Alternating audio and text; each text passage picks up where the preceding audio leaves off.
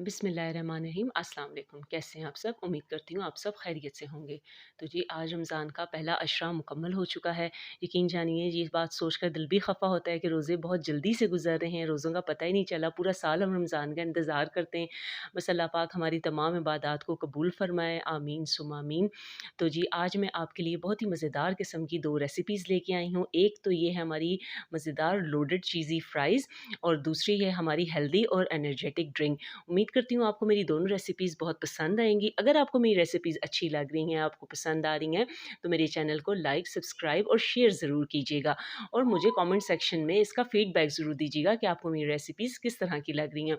और अगर आप कोई अपनी पसंद की रेसिपी भी देखना चाहते हैं, तो आप मुझे कमेंट सेक्शन में मैसेज ज़रूर कर सकते हैं। तो चलिए शुरू करते हैं सबसे पहले अपनी लोडेड चीज़ी फ्राइज़ की तरफ। तो ये मेरे पास 3 बड़े आलू थे, उनको मैंने छिलका उतार लिया है और अच्छी तरह धो के अब मैं 1 आलू को लंबाई के रुख में 4 पीस कर लूँगी। इस तरह पहले मैंने सेंटर से कट किया, फिर उसके बाद जो 2 पीस है अब उनको भी मैं एक-एक करके दरमियान से, क्योंकि बड़े साइज़ का आलू था, हमने फ्राइज़ कट करने हैं इसके और इसके हमने पिज़्ज़ा फ्राइज़ बनाने हैं। तो ये देखिए अब मेरे पास ये है जी फ्राइज़ कटर। अगर आपके पास ये नहीं है तो आप नाइफ़ के साथ भी आप इसको इसी तरह कट कर सकते हैं।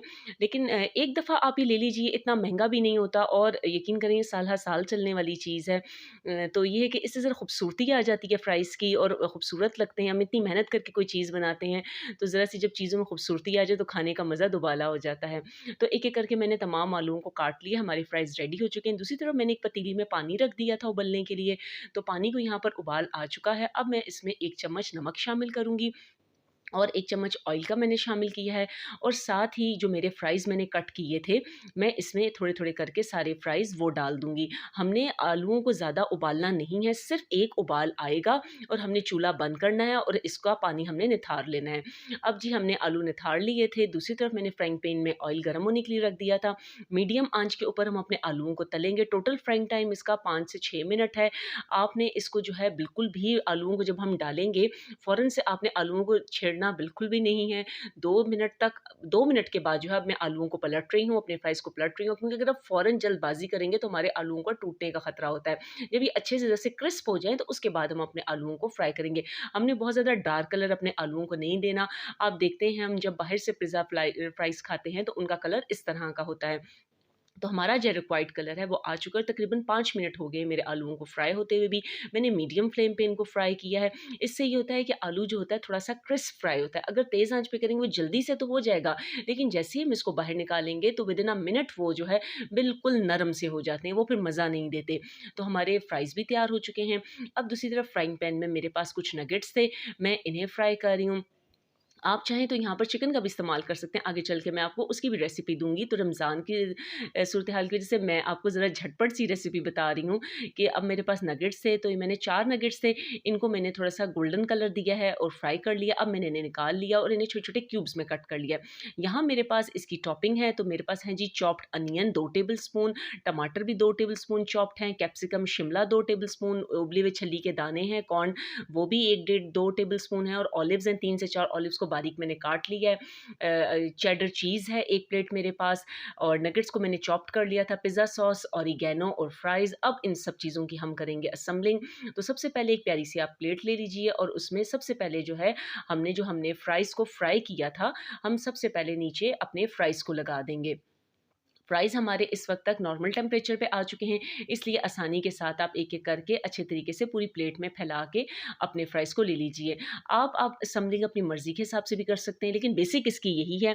और सबसे पहले हम इसके ऊपर थोड़ी चीज़ डालेंगे, क्योंकि लेयर्स में जब हम चीज़ डालेंगे तो बेक होने के बाद जो है चीज़ का बहुत मज़े का थ्रेड बनता है और बहुत मज़े की चीज़ लगती है। इसके बाद जी इसकी मेन इंग्रीडिएंट आ जाती है पिज़्ज़ा सॉस। पिज़्ज़ा सॉस आप चाहे घर में भी बना सकते हैं। मैं इंशाल्लाह आगे जब पिज़्ज़ा बनाऊँगी तो मैं आपको उस पे पिज़्ज़ा सॉस बनाने की घर पे भी रेसिपी बताऊँगी। लेकिन अभी हम जब इस तरह फ्राइज़ बना रहे हैं तो मैंने पिज़्ज़ा सॉस जो रेडीमेड था वही मैंने यूज़ कर लिया है। उसके बाद जी ये नगेट्स हैं उसको मैंने काट लिया था, छोटे-छोटे क्यूब्स कर लिए थे। नगेट्स के जो चंक्स हैं मैं वो सारे रखती जा रही हूँ। नगेट्स को भी मैंने दरमियानी आंच के ऊपर फ्राई किया था। इससे ये होता है कि नगेट्स भी हमारे क्रिस्पी रहते हैं, वरना ये नरम से हो जाते हैं। तो इसलिए दरमियानी आंच पे फ्राई करने का फ़ायदा ये होता है कि आपके चाहे रोल हों, समोसे हों, पकोड़े हों, इवन कोई भी चीज़ हो, आप उसको दरमियानी आंच पे फ्राई करेंगे तो वो बाद में रहने की भी वो क्रिस्प रहती है। अब ये चेडर चीज़ थी, मैंने क्रश की हुई थी चेडर, और अब इसके बाद जो है मैं इसको दोबारा फैला रही हूँ ताकि फ्राइज़ नगेट्स जो हैं वो हमारे फ्राइज़ के साथ अच्छे तरीके से जुड़ जाएँ। अब जी मेरे पास आगे थी कटी हुई सब्जियाँ, ये थे मेरे पास चॉप्ड प्याज़ थोड़ा-सा। अब मैं इसको सबसे पहले चॉप्ड प्याज़ को डाल रही हूँ, उसके बाद हम इसमें डालेंगे चॉप्ड टमाटर। टमाटरों के मैंने बीज निकाला था और उसके बाद मैंने इसको चॉप किया, क्योंकि अगर बीज के साथ टमाटर आप डालेंगे तो वो पानी छोड़ देता है। वैसे छोटी-छोटी टिप्स होती हैं, इनका ख़्याल अगर आप करें तो आप भी बेहतरीन चीज़ें माशाल्लाह बना सकते हैं। उसके बाद जी आ जाते हैं ये उबले हुए छल्ली के दाने। मेरे पास ये बॉइल्ड थे, आप छल्ली के जो आता है छल्ली वाला, उससे लेके उसके दाने भी आप इस्तेमाल कर सकते हैं। तो ये छल्ली के मैंने दाने न, छल्ली ये है कि ज़रा हेल्दी चीज़ है और बच्चों के लिए जितना हेल्दी हो सके आप अच्छी चीज़ बनाएँ, क्योंकि फ्राइज़ उन्हें पसंद है। फ्राइज़ वैसे बहुत अच्छी चीज़ तो नहीं है, लेकिन ये है कि आप उसको इस तरह हेल्दी करके बच्चों के लिए बना सकते हैं।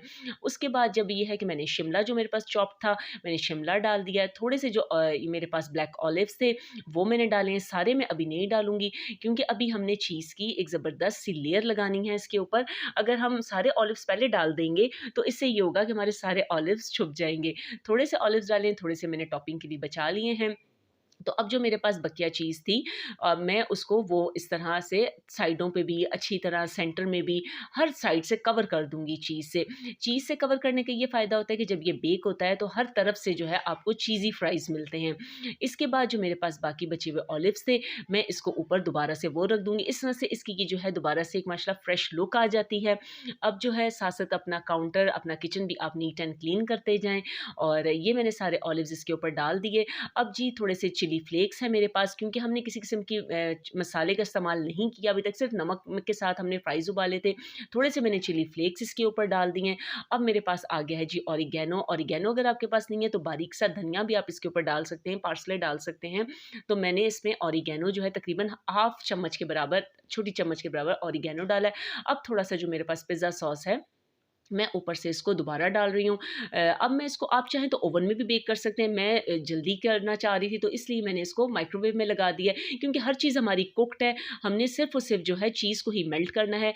तो मैं 3 मिनट का टाइम लगाऊँगी और 3 मिनट के लिए जो है मैं इसको बेक कर लूँगी। अब आ जाती है जी हमारी हेल्दी ड्रिंक तरफ आते हैं। तो ये मेरे पास 10 खजूरें थी नरम वाली, इसकी मैंने अंदर से जो है बीज निकाल दी हैं। 10 ही बादाम थे, तकरीबन 2 से 3 टेबलस्पून मेरे पास ये चॉप जो है वॉलनट्स हैं, अखरोट हैं, 1 टेबलस्पून चार मगज़ है, किशमिश है 1 से 2 टेबलस्पून के बराबर, 10 बादाम थे और 10 ही खजूरें। खजूरों को मैंने अच्छी तरह धो के इसकी गुठलियाँ निकाल ली हैं। अपनी प्लेट रेडी कर ली। अब मैंने एक साफ-सा बाउल लिया है, इसके अंदर जितनी हमारे पास ये नट्स थे, बादाम, अखरोट, चार मगज़, खजूरें और किशमिश, क्योंकि जितना आप इसको हेल्दी करेंगे, जितने आपके पास नट्स हों, इवन आपके पास अगर अंजीर हो, काजू भी हो, पिस्ता भी हो, आप वो भी शामिल कर सकते हैं। मतलब जो चीज़ आपके पास घर में मौजूद हो। रमज़ान में वैसे भी बच्चे रोज़ा रखते हैं, बड़े भी इवन तो वीकनेस हो जाती है, तो उसके लिए डेली आप जो हम लाल शरबत या दूसरे जो जूसेस बनाते हैं, तो कभी-कभी बीच में इस तरह के एनर्जी ड्रिंक भी हम बनाएँ, तो बच्चों बड़ों दोनों के लिए बहुत मुफ़ीद है। अब मैंने इसमें ये 1 कप भर के जो है नीम गर्म दूध लिया है, तेज़ गर्म नहीं है, नीम गर्म है, और इसको मैंने इन सारी चीज़ों के अंदर डाल के डिप कर दिया है। 1 से 2 घंटे के लिए आप इसे रूम टेम्परेचर पे छोड़ दें। अब जी आ गई है 1 से 2 घंटे के बाद इसकी बारी। अब ब्लेंडर मैंने लिया है, उसमें इसमें टोटल 3 ग्लास जो है 3 ग्लास जो है दूध जाएगा, लेकिन सबसे पहले 1 ग्लास मैंने नट्स में सोक किया है, 1 ग्लास मैंने अब जूसर में डाला है। अब मैं इसमें चीनी पहले शामिल कर रही हूँ। अभी तक टोटल 2 ग्लास सॉरी दूध का इस्तेमाल हुआ। 2 चम्मच बड़े भर के मैंने इसमें चीनी डाली है। चीनी डालने के बाद अब जो हमने ये सोक्ड किए हुए नट्स थे हमारे पास, वो खजूरें थीं, ये काफ़ी नरम हो चुके हैं, क्योंकि 2 घंटे, ढाई घंटे ये गुज़र चुके थे। अब इस सारे दूध को और इन नट्स को मैं इस ब्लेंडर में डाल दूँगी। देखिए हमारी डेट्स माशाल्लाह कितनी अच्छी फूल चुकी हैं, और अब जो है मैं इसमें दोबारा 1 ग्लास दूध का इस्तेमाल और करूँगी, क्योंकि हमने 3 ग्लास जो है ये रेडी करना है अपना एनर्जेटिक ड्रिंक। तो अब मैं इसे अपने जूसर में लगा दूँगी और मैं इसे ब्लेंड करूँगी कम से कम 2 से 3 मिनट के लिए, क्योंकि 2 से 3, अब ये तीसरा ग्लास था, ठीक है जी। 1 ग्लास में हमने इसको सोक्ड किया नट्स को, दूसरे ग्लास को हमने ब्लेंडर में डाला, तीसरा ग्लास अब ऊपर से हमने इसमें इसमें शामिल किया है। तो यहाँ मैंने मशीन जब चलाने की कोशिश की, तो मुझे पता नहीं चला था, लाइट जा चुकी थी, तो इसलिए माज़रत। लाइट का भी आपको पता है आजकल कुछ पता नहीं चलता, तो अल्हम्दुलिल्लाह थोड़ी देर में हमारी लाइट आ गई थी। तो अब इसे थोड़ी-थोड़ी देर रोक के आप दोबारा चलाते जाएँ, 2 से 3 मिनट के लिए आप अच्छे से ब्लेंड करें ताकि हमारी खजूरें और नट्स अच्छे से आपस में यकजान होके मिक्स हो जाएँ और एक स्मूथ सा हमारा जो एनर्जी ड्रिंक तैयार हो जाए। अब माशाल्लाह हमारा बेहतरीन सा और हेल्दी जो है हमारा एनर्जी ड्रिंक तैयार हो चुका है। हम अपने खूबसूरत से 2 ग्लास लेंगे और उसमें हम अपना ये है एनर्जी ड्रिंक डालेंगे। देखिए माशाल्लाह इसकी थिकनेस कितनी ज़बरदस्त है और आप यकीन कीजिए कि माशाल्लाह पीने में भी ये इतना ज़ायकेदार और इतना हेल्दी ड्रिंक है कि आप यकीन कीजिए, आप कहेंगे कि हम तकरीबन हर दूसरे-तीसरे दिन ये बना के अपने बच्चों को भी दें और ख़ुद भी ये पिएँ। अब हमने ग्लासों में डालने के बाद इसके बाद मेरे पास कटे हुए थोड़े से बादाम थे, ऊपर से मैं ये स्प्रिंकल कर रही हूँ। अगर आप चाहें तो इसमें आप 1-1 क्यूब आइस क्यूब की भी डाल सकते हैं, लेकिन आपको पता है कि पंजाब साइड पे इन दिनों बारिशें चल रही हैं, तो हमारे यहाँ तो ज़रा ठंडा मौसम हुआ हुआ है। इस लिहाज से जो है मैंने दूध ठंडा ले लिया था, लेकिन मैंने क्यूब्स का इस्तेमाल, आइस क्यूब्स का इस्तेमाल नहीं किया। तो ये लीजिए हमारी माशाल्लाह मज़ेदार किस्म की हेल्दी और एनर्जेटिक ड्रिंक जो है, इसे आप डेट्स शेक भी कह सकते हैं, नट्स एंड डेट्स शेक भी कह सकते हैं, तैयार है। तो अब जी, हमारी माशाल्लाह सी डिलीशियस सी लोडेड फ्राइज़ जो हैं वो तैयार हो चुकी हैं। देखिए माशाल्लाह किस कदर ज़बरदस्त हैं और ये खाने में भी इस कदर बेहतरीन थी कि जो हम एक बहुत बड़ा ब्रांड है, मैं उसका नाम नहीं लूँगी, उससे लेके खाते हैं, आप यकीन जानिए उसके मुकाबले में ये सबसे ज़्यादा बेहतरीन बनी थी। तो इसे ज़रूर बनाइएगा और मुझे इसका फ़ीडबैक ज़रूर दीजिएगा। फिर इंशाल्लाह आपसे दूसरी वीडियो में मुलाकात होगी। अगर आपने मेरे चैनल को अभी तक सब्सक्राइब नहीं किया है, तो मेरे चैनल को सब्सक्राइब करना ना भूलिएगा और बेल आइकन को ज़रूर प्रेस कीजिएगा। Thank you.